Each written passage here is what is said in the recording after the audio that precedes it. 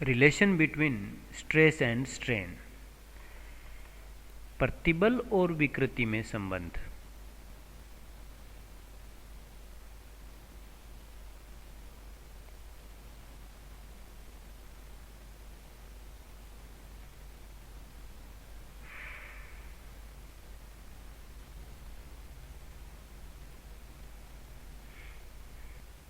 जब किसी मटेरियल पदार्थ पर डिफॉर्मिंग फोर्स लगाया जाता है तो इस विरूपक बल के कारण उसमें विकृति उत्पन्न होती है और विकृति के कारण उसमें जो है वो प्रतिबल उत्पन्न होता है। प्रतिबल दैट इज स्ट्रेस और विकृति में जो एक रिलेशन है वो ग्राफ प्रतिबल और विकृति में खींचकर समझते हैं। यह ग्राफ जो है वो डायग्राम में दिखाया गया है। यहाँ प्रतिबल जो है वो वाई एक्सिस पे है, विकृति जो है वो एक्स एक्सिस पे है। ओ से लेकर ई जो ग्राफ है, ई यहाँ पर इलास्टिक लिमिट कहलाती है। ओ से ई तक जो है ये ई इलास्टिक लिमिट है। ओ ई जो है वो स्ट्रेट लाइन है।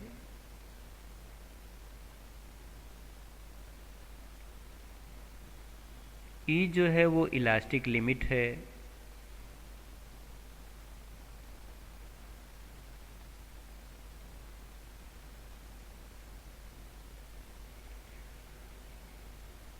तो इलास्टिक लिमिट तक हुक के नियम से जो है वो स्ट्रेस जो है वो डायरेक्टली प्रोपोर्शनल टू स्ट्रेन होता है।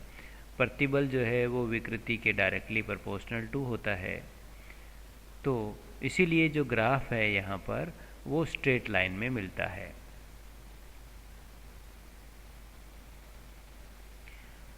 ई यहाँ पर प्रत्यास्थता गुणांक है, मॉडुलस ऑफ इलास्टिसिटी है। अब यदि अपने ऑब्जेक्ट पर एक्सटर्नल जो फोर्स लगा रहे हैं, बाह्य बल लगा रहे हैं, वो यदि बढ़ा दें, इस इलास्टिक लिमिट से ज़्यादा कर दें, तो फिर बॉडी के अंदर जो इलास्टिसिटी की जो प्रॉपर्टी है वो कम होने लगती है और लगभग समाप्त हो जाती है और बॉडी के अंदर जो है वो परमानेंट डिफॉर्मेशन या स्थायी रूप से विकृति उत्पन्न हो जाती है। तो इस प्रकार कह सकते हैं कि भाई प्रत्यास्थता सीमा या इलास्टिक लिमिट वह मैक्सिमम स्ट्रेस है या वह अधिकतम प्रतिबल है जिसके द्वारा विकृत जो ऑब्जेक्ट है या जो बॉडी बिगड़ चुकी है वो डिफॉर्मिंग फोर्स लगाने के बाद उसे हटा दें तो वह अपनी प्रारंभिक पोजीशन में आ जाती है। इलास्टिक लिमिट वाली जो पॉइंट है ई तक, इस पॉइंट से यदि हम थोड़ा और डिफॉर्मिंग फोर्स लगा दें तो फिर उस सिचुएशन में वाई पॉइंट मिलता है जिसे यील्ड पॉइंट कहते हैं, पराभव बिंदु।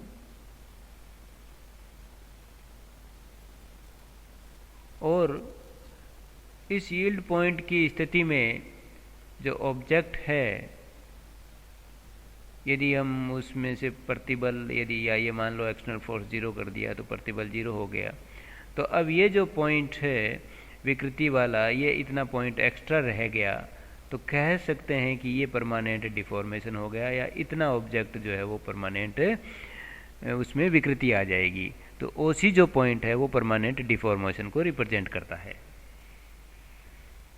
अब यदि इसमें स्ट्रेस की वैल्यू और ज़्यादा बढ़ाते जाएं तो फिर उसमें जो प्रतिबल है या स्ट्रेस है उसमें वृद्धि नहीं होती है और तार की लंबाई में जो है वो वृद्धि होने लगती है, जैसे यहाँ पर ये डायग्राम में दिखाया गया है।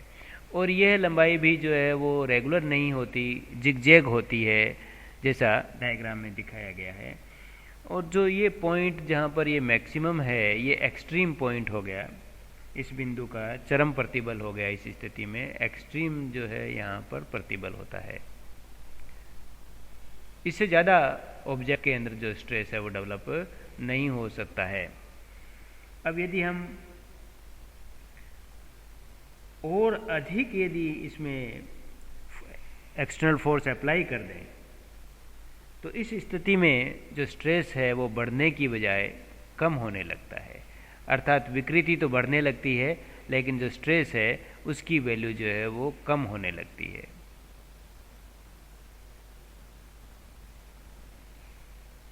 तो स्ट्रेस की वैल्यू जो चरम मान है उससे कम मान की ओर जो है वो होने लगता है, लेकिन विकृति की जो वैल्यू है वो इसमें बढ़ने लगती है। विकृति अभी भी बढ़ रही है।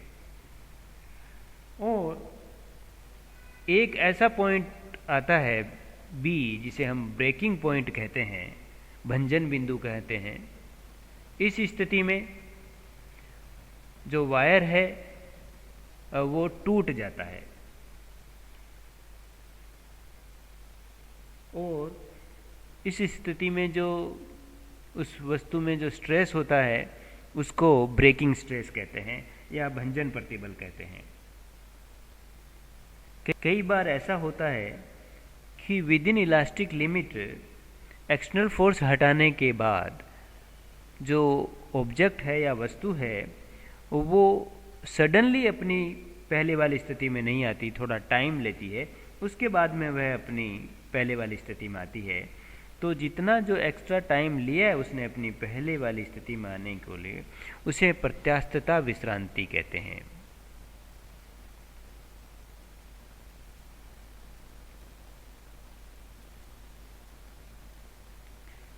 इलास्टिक रिलैक्सेशन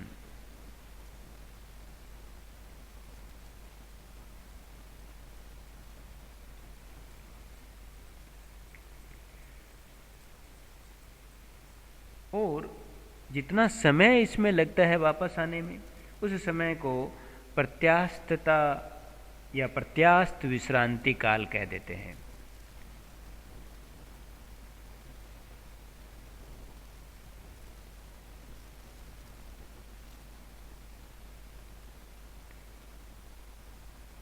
तो इलास्टिक रिलैक्सेशन टाइम वह टाइम होता है जिसमें जब किसी ऑब्जेक्ट पर हम फोर्स लगाएं, डिफॉर्मिंग फोर्स, और उसको हटा दें तो हटाने के तुरंत बाद ही वह अपनी पहले वाली स्थिति में नहीं आती, कुछ टाइम एक्स्ट्रा ले लेती है, और जितना टाइम एक्स्ट्रा ले लेती है उसे इलास्टिक रिलैक्सेशन टाइम कहते हैं।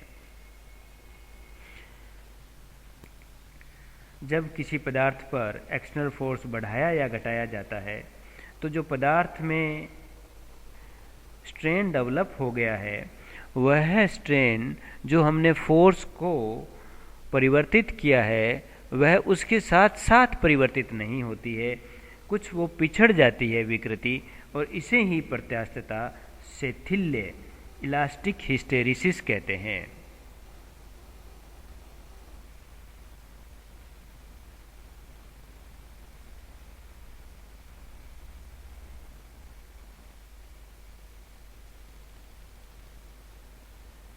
हुक्स के नियम के अनुसार जो स्ट्रेस है वो स्ट्रेन के डायरेक्टली प्रोपोर्शनल टू होता है विद इन इलास्टिक लिमिट।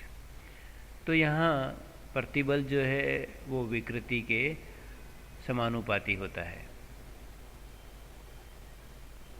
तो यदि यहाँ प्रोपोर्शनलिटी साइन हटाएंगे तो वो जो है साइन यहाँ पर प्रोपोर्शनलिटी साइन की जगह जो है वो कोफिशिएंट ई काम में लेते हैं।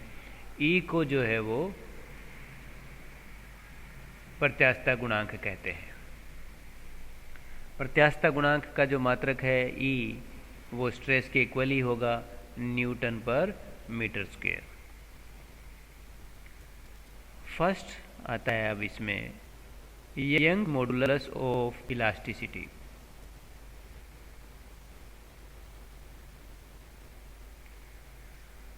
तो इलास्टिक लिमिट के अंदर लॉन्गिट्यूडनल स्ट्रेस और लॉन्गिट्यूडनल स्ट्रेन जो है इन दोनों का जो रेशो है वो यंग्स मॉडुलस के इक्वल होता है। अनुदैर्ध्य प्रतिबल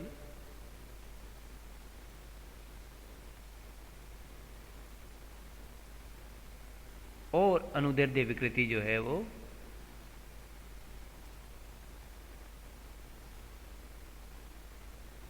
y के इक्वल होती है, यंग्स मॉडुलस ऑफ इलास्टिसिटी होता है या यंग का प्रत्यास्थता गुणांक होता है। तो तार पर जब हम कोई फोर्स लगाते हैं और उसकी लंबाई L में फोर्स लगाने से डेल्टा L की बढ़ोतरी हो जाती है, तो y इक्वल टू होगा अनुदैर्ध्य प्रतिबल हो जाएगा फोर्स बाई एरिया, और लंबाई में चेंज जो है वो है delta, that is force by area into L by delta L। अब फोर्स जो है सपोज mg यूज़ किया गया है, इसके अंदर वेट लगाकर m बार लगाकर इसको जो है वो काम में लिया गया है, और a जो क्रॉस सेक्शन एरिया वायर के लिए पाई आर स्क्वायर हो, तो फिर यंग के प्रत्यास्थता गुणांक की वैल्यू हो जाएगी mg by pi r square into L by delta L। यहाँ r जो है इस वायर की रेडियस है और m जो है इस पे जो लटकाया गया वजन है या लटकाया गया द्रव्यमान का जो है उसको रिप्रेजेंट करता है। यहाँ mg जो है वो लटकाए गए भार को रिप्रेजेंट करता है। दूसरा जो कांस्टेंट होता है वो होता है बल्क मॉडुलस ऑफ इलास्टिसिटी, आयतन प्रत्यास्थता गुणांक।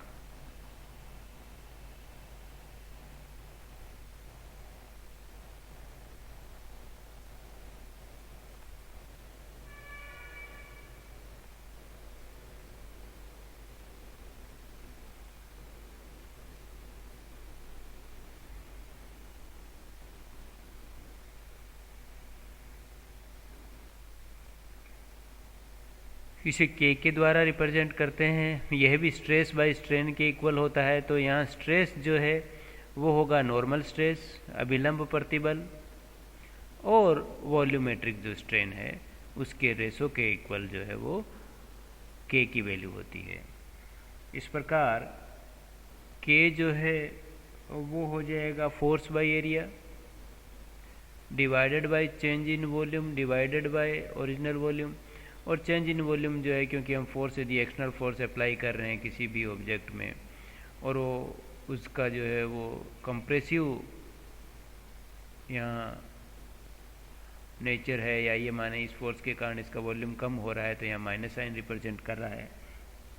और फोर्स बाय एरिया जो क्योंकि यहाँ सरफेस के परपेंडिकुलर लगाया है तो इसे प्रेशर के रूप में भी लिखा जा सकता है, तो minus delta V and V. तो इसे ये भी नोट किया जा सकता है कि minus P V by delta we. तो ये के को रिप्रेजेंट करता है। नेगेटिव साइन ये रिप्रेजेंट करता है कि प्रेशर बढ़ाने से वॉल्यूम में जो है वो कमी होगी। और इस के का जो रेसिप्रोकल है उसे कंप्रेसिबिलिटी या संपीड्यता कहते हैं। तो संपीड्यता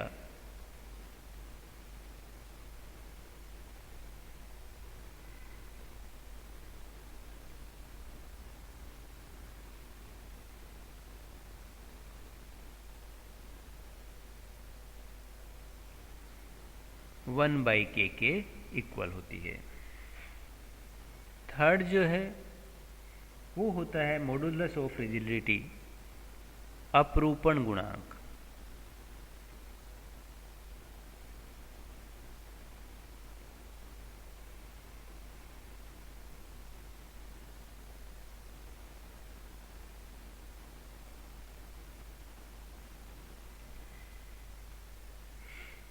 इसे ईटा से रिप्रेजेंट करते हैं। और ये शियरिंग स्ट्रेस, स्पर्शी प्रतिबल और अपरूपण विकृति के अनुपात के बराबर होती है। और क्योंकि फोर्स जो है स्पर्शीय लगाते हैं तल पे, तो फोर्स बाई एरिया होगा, और यहाँ शेयरिंग स्ट्रेन जो है वो एंगुलर डिस्प्लेसमेंट को रिप्रेजेंट करता है, तो फाई के इक्वल होगा। तो यह जो है वो एफ बाई ए फाई को रिप्रेजेंट करता है। जैसे इसको यदि हम क्यूब का सामने वाला सरफेस को समझने की कोशिश करें, तो यदि हम इस पर ये फोर्स ऐसे अप्लाई करें तो इस स्थिति में इसकी शेप जो है वो चेंज हो जाती है ऑब्जेक्ट की, और ये शेप जो है वो इस प्रकार से बन जाएगी, और ये एंगल जो है ये फाई को रिप्रेजेंट करता है, और इस फाई की जो वैल्यू है वो डेल्टा एल, और ये जो लेंथ एल के इक्वल होती है, तो फाई इक्वल टू हो जाएगा डेल्टा एल बाई एल।